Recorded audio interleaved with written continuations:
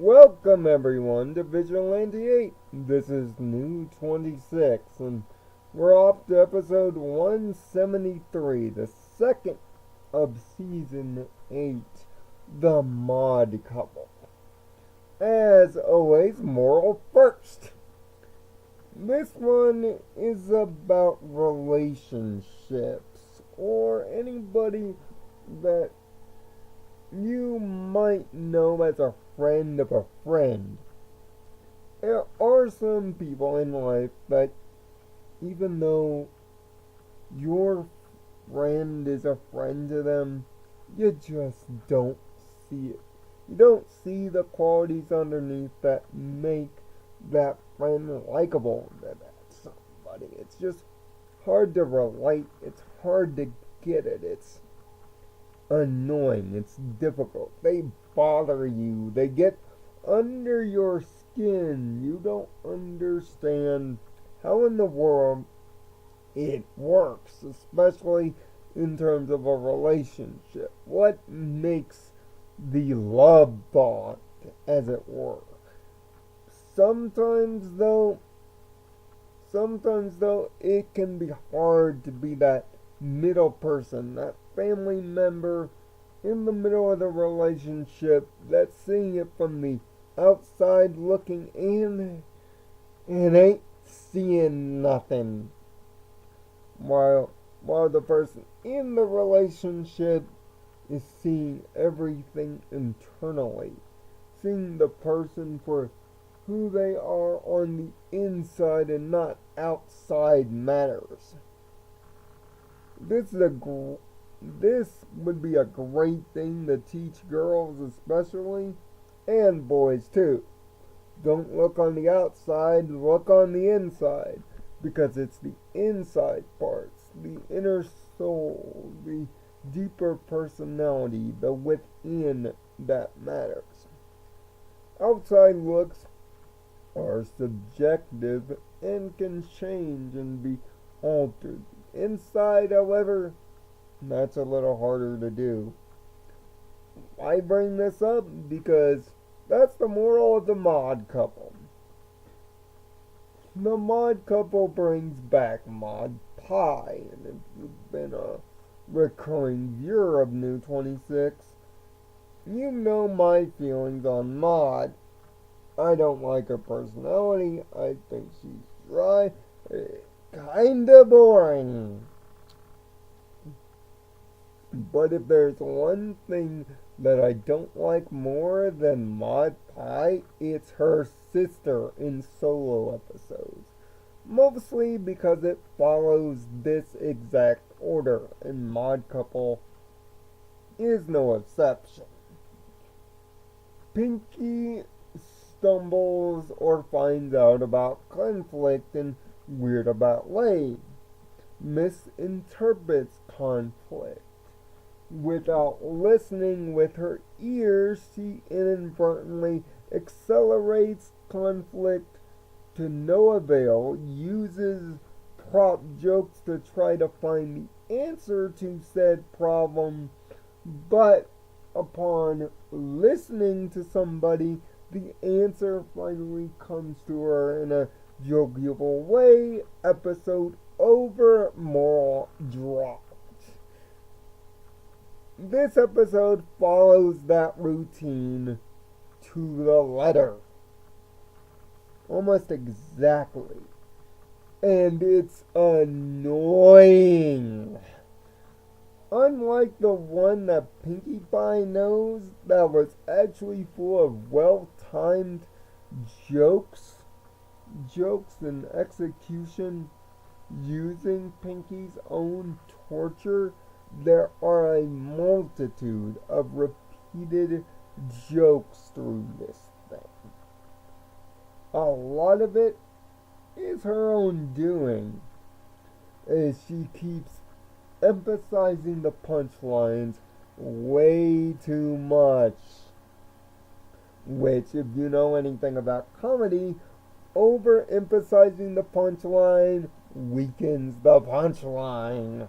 It's horrible, horrible comedy. Yes, I understand that comedy is born of pain.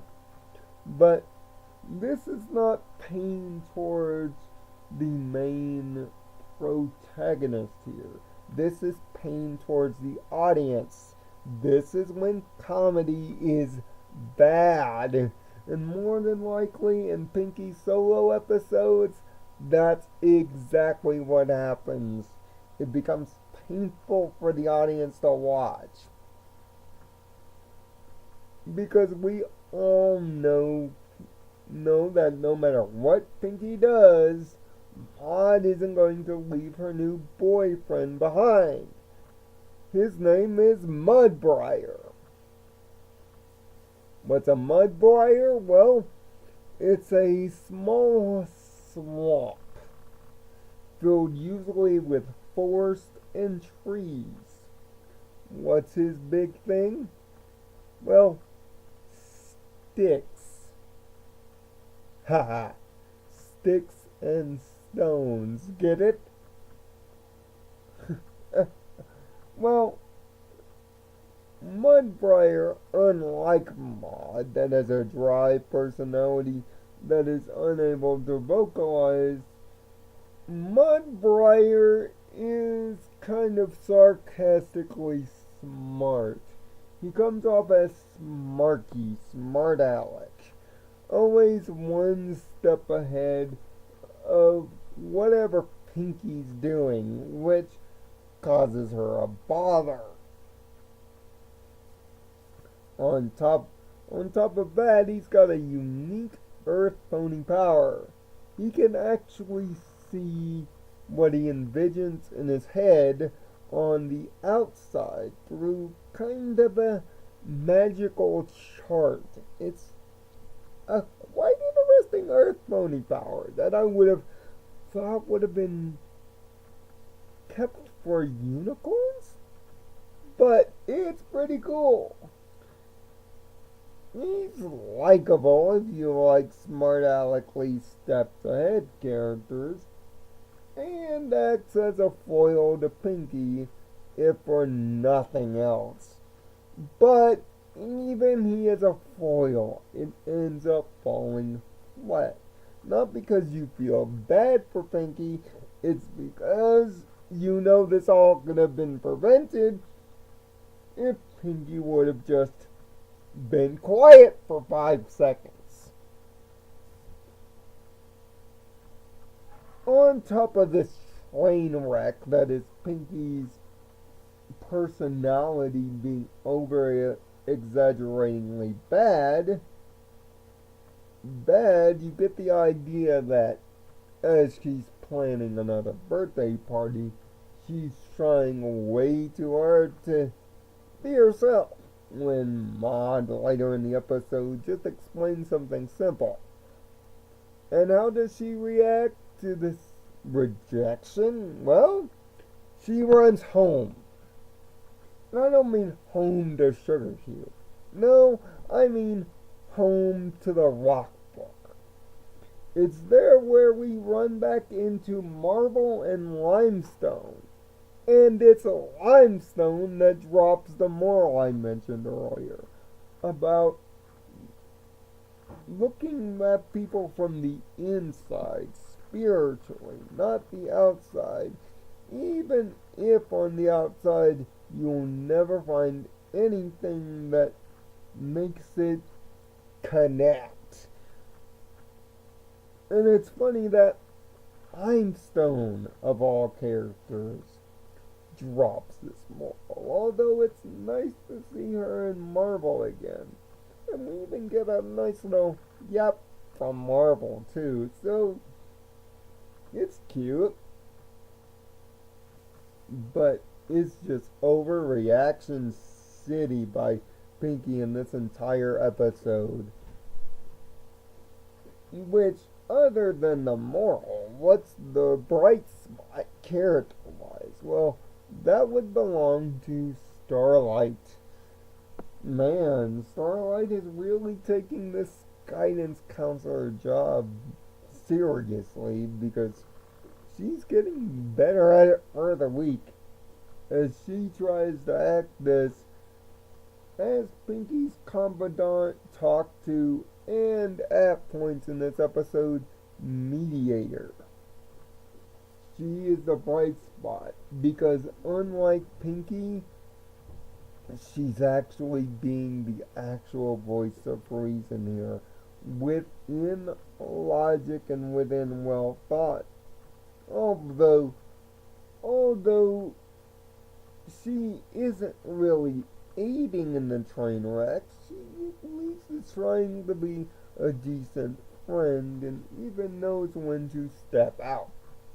Plus, we see a reallocation of her love of heights, too, from the earlier episode. She's the bright spot because she's the logical one.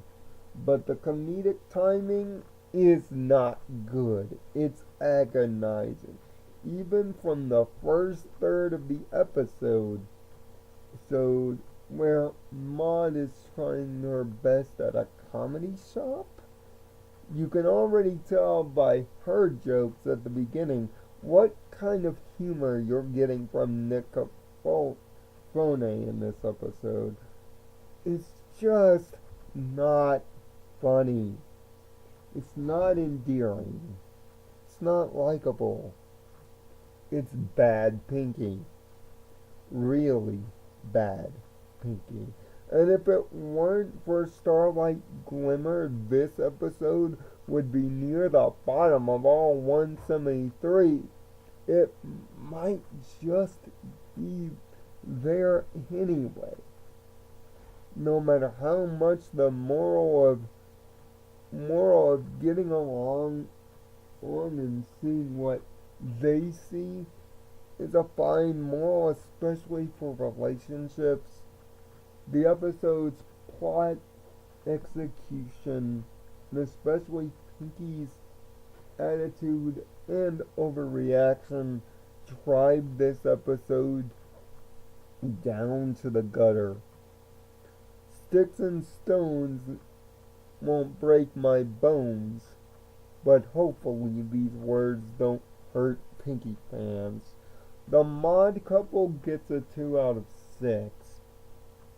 And there's an easy case for a 1. This is Pinky at her worst. Written her worst. And that's not just looking at it from the outside. That's also looking at it from the inside. But maybe you disagree. Tell me down in the comment section below and make sure to follow the annotations, to subscribe at the end card, or if you missed last week, then check out last week's review on the School Days 2-parter, 2s as 1s, or if you're looking for something outside of Pony, unfortunately there's a review of the new reboot series. Hopefully within those things you'll find something more to your liking. Until next week, I'm Nirvana Sparkle. Hopefully there's a better episode next week. And find peace in your own Nirvana. Thanks for watching.